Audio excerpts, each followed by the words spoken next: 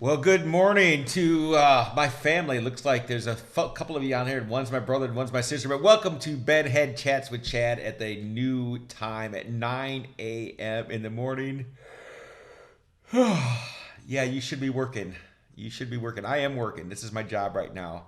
I feeling invincible because I am currently unemployed for a couple weeks. And oh, I need to take these off now. Yeah, here we go. They're off. I got my whole new rig set up, kind of not, but you see this little microphone in the corner here. Should have better quality sound. I don't know. Let me see. Let's see if it sounds better. Yeah, I think it sounds better. But it is Bedhead Chats with Chad. If you notice, we went to a new time, new hours, hi only sister. Hey, there's 4 people on there, but 2 of them aren't claiming themselves. So whoever the other 2 are, say hi right now, okay? But it is Bedhead Chats with Chad. Nice haircut, yes, but we haven't got to the hair yet. Don't jump the show, okay? We haven't gotten to that part yet. But new setup, new rig. I got sound testing 1, 2, so I can get really loud if I need to. But it should have clipped. It should have had a compressor on there. I've got lights because my office is so dark. I mean, there's like 2 windows, but no lights in here. Now we're down to just Sherry and Todd. Perfect. We're down to 2. But hey, that means I can tell stories about Sherry and Todd. But unfortunately, so many people watch this afterwards that if I tell secrets only about Sherry and Todd, then everybody will know them later. But yeah, welcome to the inaugural run of the 9 a.m. version of Bedhead Chats with Chad, and my guess is you're either working or you're still in bed, because I would rather be in bed still. But yeah, hey, let's check out this new haircut. This haircut is brought to you by Tribe Salon, but not really Tribe Salon. It's really Megan Kurlikowski. You ready for that? Look at that. Didn't she do a great job? I mean, check this out. I mean, look. I mean, this. It's beautiful. It's beautiful. It's beautiful. So, seeing how there's a handful of people on here, I'm going to give my brother and my sister first dibs at words, because they're going to use me to tell stories against myself. I'm sure when they give me a word, I'll know exactly what they're talking about. But go ahead, Sherry. Go ahead, Todd.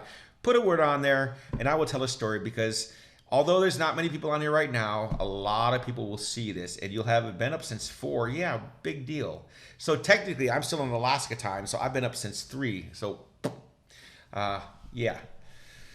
So, it's today's theme is Invincible, because even though I'm 49 years old and getting older and in theory falling apart, I still feel invincible, and I do things that just don't make sense physically, mentally, and yeah, dog bite. Oh my gosh, thank you. Hey, Dave Comstock, this is a perfect one for you, because it has to do with a dog bite in the hospital. So I used to have a paper route, and roof, yeah.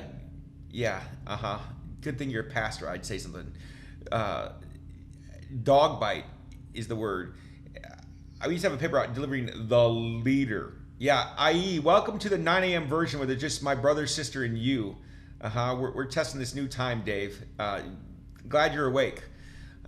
But I can't wait till 11 o'clock and still be in bedhead. 7 a.m. Alaska time was great, but not 11 a.m. Eastern Standard Time for me, staying in bed that long. So we delivered the paper, and I hated dogs, because dogs would come after you. They'd be barking, and we had this huge route because we delivered I knew you were at work. I knew that. Every single house is the leader. There's like a publication that come out once a week, and we knew where all the dogs were. And my brother had only one Doberman Pinscher that I didn't have to go to, but I had most of the dogs. And we're delivering the very first road that we normally do. It's called a high street. I remember it very well. And we walk out, and I deliver a paper, and this big German Shepherd comes out and charges me. And what do you think a 10 or 11 or 12-year-old boy does when a German Shepherd comes at you? Well, I'll tell you what a German Shepherd or boy does. Here, let me give you a better. So a German Shepherd comes at you, and the first thing the boy does is does this. Ah! So, any guesses?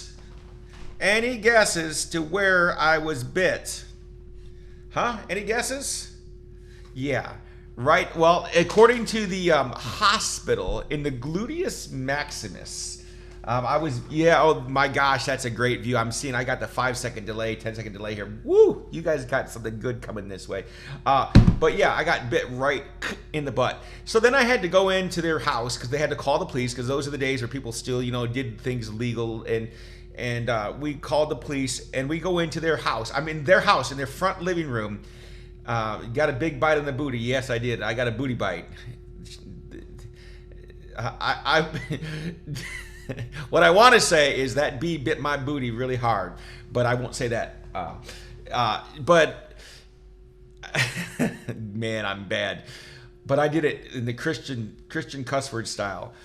Hey Jesse, welcome to the. You just missed about me talking about the bee that bit my butt, and I don't mean the bee as in bzz bee. I'm trying to be nice, but you missed the story. My shepherd bit me in the booty once. He won't do it again. But here I am. I'm at their house, and the police show up, and they said I need to see the bite. And I'm a 11-year-old boy in a stranger's house, and they make me drop my pants to show this dog bite in a stranger's house. And it's not like, they gave me some privacy, but I'm in the living room of somebody's house. It's not like this. Here, go use our private bedroom. So I have to show my gluteus maximus and my good old dog bite to the police, and it was more than once. It's like they must have really liked my butt because they called the next person and said, hey, you got to come check this kid's butt out. Come on in here. And then they, so then we go to the hospital, and of course the first thing they do, all right, let us see it. So the nurse sees the butt, and then the doctor sees the butt, and then that day,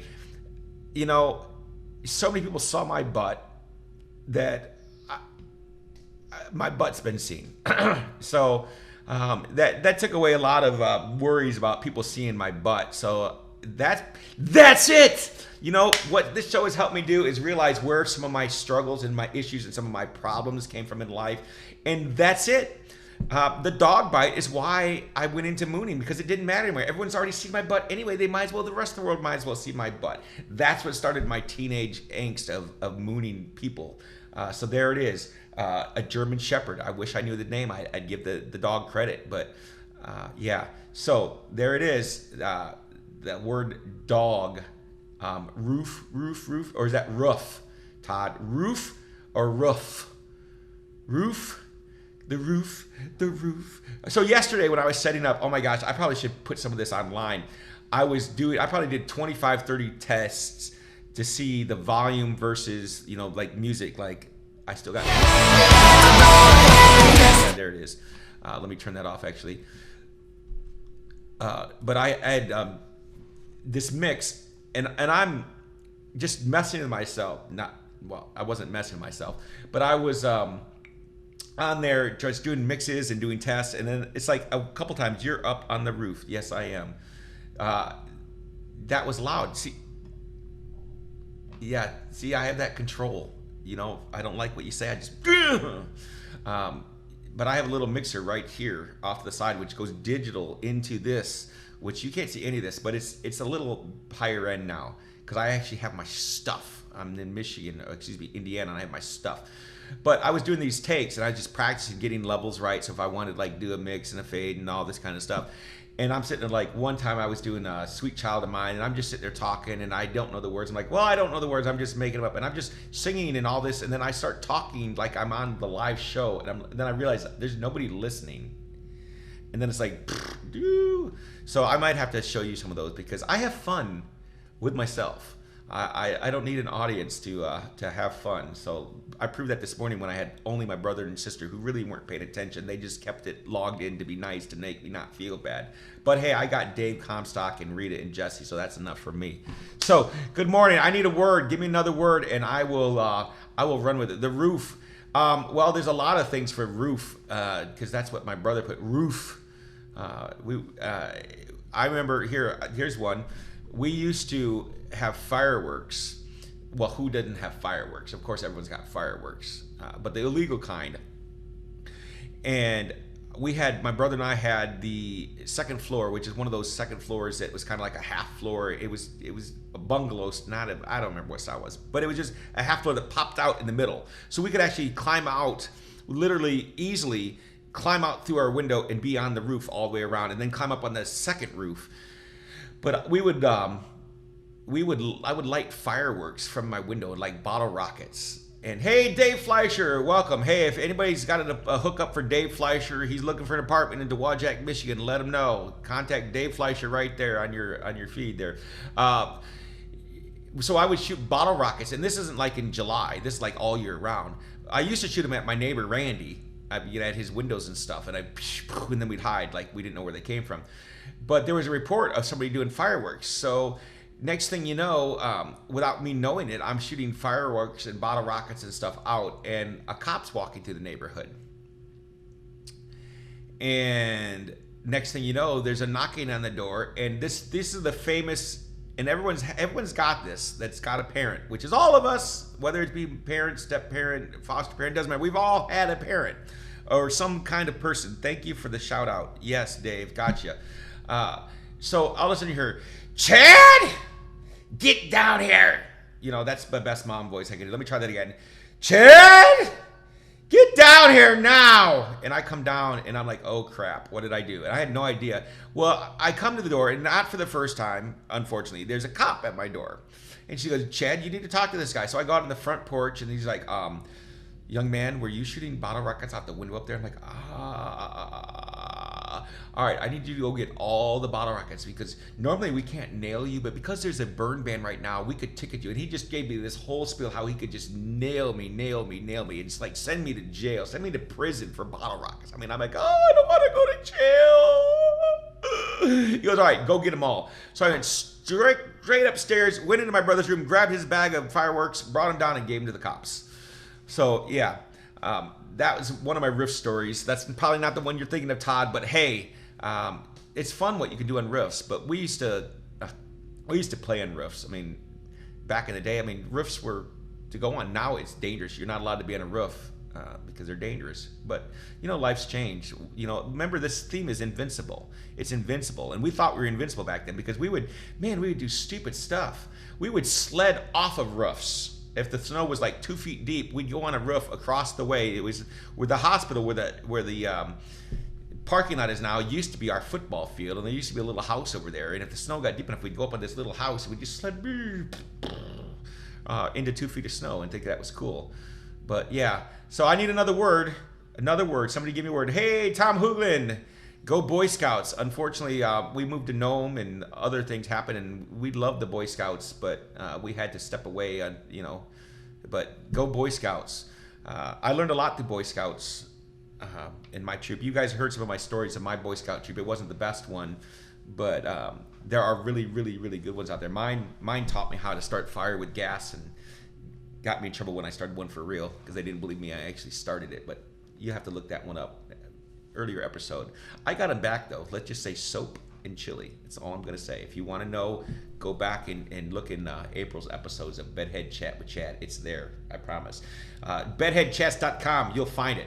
But hey, I need another word. Somebody give me a word. The particulars didn't have any particular story in mind. Oh, so you were just trying to give me a word. Dave Fleischer, somebody give me a word already. Come on, you're killing me. I can't tell stories if you don't trigger me with a word. Love Scouts too. Yes, Dave was an Eagle Scout. So Dave, all right, you just triggered something. So I used to call Dave Barbie. I'm a Barbie girl in a Barbie world. I don't know the rest of the words, but I'll keep going. Yeah, he was an Eagle Scout, and I would see him every Monday. That's the only way I knew him at first. He was the one that, let's just say, I will just say the word donut hole.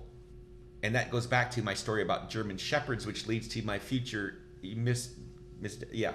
Okay, put all that together, Dave. I brought him down that terrible High Street. The hospital address is 420 High Street. It was a block from the high school, or from the hospital. One block towards Burger King from the hospital. Yeah, right on the triangle. So yeah, that's where I got my first dog bite. Ironic. It is ironic. But we lived a block across from the high school. I mean, we're the high school. So if you look at your parking lot and you look across and you just see the houses with the butt ends of the houses, which normally were backyards, that's where I lived. That's where I grew up. That parking lot was my football field. And boy, did we do stupid stuff there too. But yeah, invincible. That's the word today. Invincible. We've done things. Oh my gosh. Dana's always getting on me like, why would you do that? And we just don't think. I mean, from driving to climbing. Oh, when we were in Alaska. I was telling somebody about this the other day. What I miss about Alaska is a lot of things, but one of them is they had the perfect rock, the mountainsides on the smaller, like they're still up in the mountains, but they were the perfect climbing. My brother could tell you what level of climbing it was because you don't need anything but you just to scale it. But it was enough. I mean, it was steep enough that coming down was not easy, but they'd have like tourist areas that we'd stop at Anchorage off the side of the road, donut hole. I just talked about that, but they'd have these tourist areas. And my favorite thing, then I went to jail. I thought, yeah, and ended up in my church. See, we're going to go to the skillet version of Invincible there. There's only one person that's invincible, right? Who is it, Dave? We know it. It's up there, God. So, they'd have signs like don't do this, don't do this, don't do this. But in Alaska, things are different. It's not like state parks or things where the signs really mean anything. They're more to keep people safe than law or mandate because it's nature. And you just do nature. You just climb. So we're at a part where you're supposed to go looking for whales, but it was the wrong season. And I saw this beautiful hill to climb. And I got down there. You had to go down a valley, up. You had to go over a log because there was water flow. And then I climbed up this hill, this little mountain, and I was way up the top. And then everyone around me was just like, "What's he doing up there? He doesn't belong up there." And then coming down was a lot of fun because going up, I want to say is the easier part. Going down, it's a little different, but it's still fun. I miss that. And I miss, just there's two things fun about that kind of rock climbing. It's fun just to rock climb, but it's also fun to have people that are scared crapless to do anything like that watching you like, oh my God, that guy's gonna die. That's where that invincible feeling comes in because they're like, taking pictures. Oh my gosh, look at that crazy fat dude. He's climbing that rock. Oh no, he's coming down. And they're like, oh, he's gonna slip. So then you just kind of do an accidental slip. But you don't really slip, and then everyone's like, oh, like it's a TV show, and they know the ending's gonna happen bad, and then 911, and then all this, and no. But that's part of my fun, and I know that sounds really bad, but it's who I am. I blame the dog bite. It's the dog bite. If my mom wouldn't have had me deliver the leader, and Mom, I'm not blaming you. If you're listening, I'm not blaming you. Don't text me and say it's your fault because it's not your fault. I'm not blaming you. I love delivering the leader and getting $5 a week. It was a lot of money back then. But that's what it is. It's the dog bite. The dog bite is what makes me do what I do now today. If I would have been bit in the butt by a German Shepherd, I wouldn't be climbing mountains in Alaska and having people think that I'm going to fall. That's it. So I need one more word, and I'm going to wrap this baby up today. One more word at the new time at 9 a.m. Oh, by the way, today's hair is sponsored by Main Street Villages. If you hear all the noise in the background, that is Main Street Villages where I live now. And they neglected to tell us that the apartment above us is under construction. So, yeah, they only go from 8 a.m. to 10 p.m., so it's not terrible. But, hey, they'll be done in a week, so we'll be good after that. And then it becomes a showroom. So the bright side of that is we can do whatever we want. It's not like, we might hear noise during the day, but they're not going to have noise complaints. Gas. Oh, Rita, you just don't know where you're going there. Do you want to do like gasoline or gas? Do you want it from this week? Just pick an era because, I can tell gas stories. The other night. Hey, Dana! Watch this. I need you, Dana! Come here. Seriously, you need to come in here on this one. Hey, Craig, welcome. You're about to see Dana. The word is gas. I don't know if you can hear her or not. She said, no. What are you saying about my gas? Come here. Sherry Baker, my sister, don't go there. Come here, Dana. Come on in here. Come on. It's bedhead. It's bedhead. It's bedhead chat with Chad. Okay, Dana, they want to hear a story about gas. Oh, there's too many to choose from. Well, pick one.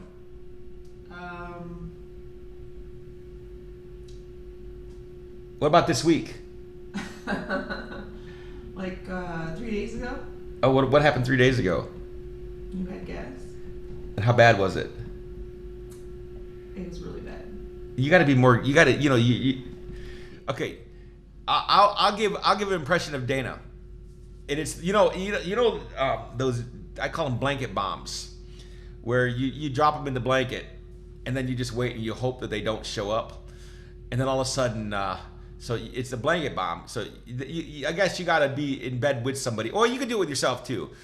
You do it under a blanket, and then all of a sudden you're just like, and I can't help but giggle when people smell my gas, because I'm like, I let a nice silent stinky one, and I'm just sitting there, and Dan's like, "Oh God, what did you do? Oh!" And she just, and it's serious, so it's not even exaggerated. She just is, oh, yeah. I I'm known for some pretty bad gas. And going from eating all homemade, that's, yeah, all homemade food, to eating out for a week straight, you can say my digestive system has adjusted. Yeah. I'm talking about a Dutch oven, right? Yeah. Wow, you came in the wrong time. Yes, you did. So, gas. I got so many stories. You guys have heard my audio adrenaline stories where I've had people threaten to stick my big old foam hat up my butt because I stunk so bad, clearing out the audience. But yeah, anyone who knows me from my youth group days knows how bad my gas is. Because there I just let it fly, man. I just let it go. No shame, no shame, no shame. But yeah. Well, listen. It is, I don't know what time it is. It is 9:23. Taylor showed up, so it's time to go. No, hey, Taylor, thanks for the haircut comment. Nobody else noticed? I'm so sad. No, actually, they cut off like 4 pounds of hair. So when I told her I hadn't had a haircut since January, she kind of was like, ugh. And here's what I did to her. Okay, so I did the show Monday morning.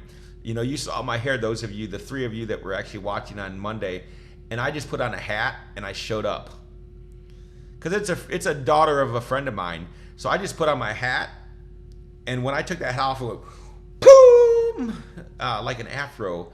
And I said, well, now you get to see what you got to work with. And she was just like, it was the funniest look on her face when she saw my hair. She goes, yeah, my mom told me about your show. She had me watch a couple episodes. It was pretty funny. I'm thinking, well, you didn't watch it then. So, all right, well, listen, I got one more word and I'm out the door. Out the door. 2 snaps and a circle. Out. All right, somebody give me one. Last chance. Last chance. And then I'm going out of here. If you can't hear the lawnmower, I don't know how much you can hear. There's a lawnmower right next to me, up above me. There's a table saw going. There's hammers pounding. There's drills going. Chaos, chaos, chaos. But I spent my time trying to make this microphone only pick up me and a few extra voices like Dana. So hopefully it's not terrible. But one more chance at the word. The 3 snaps. Oh, it's 3 snaps in a. In my days, it's 3 snaps and a circle. Syrup. Syrup. Oh, gosh. Oh. Okay, so I've talked about the pancake thing.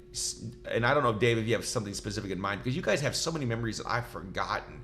As people start telling me stuff, and not loving the apartment. No, I like the apartment. Water slide. Oh, I know which one Todd's talking about. Okay, so I got to tell this story.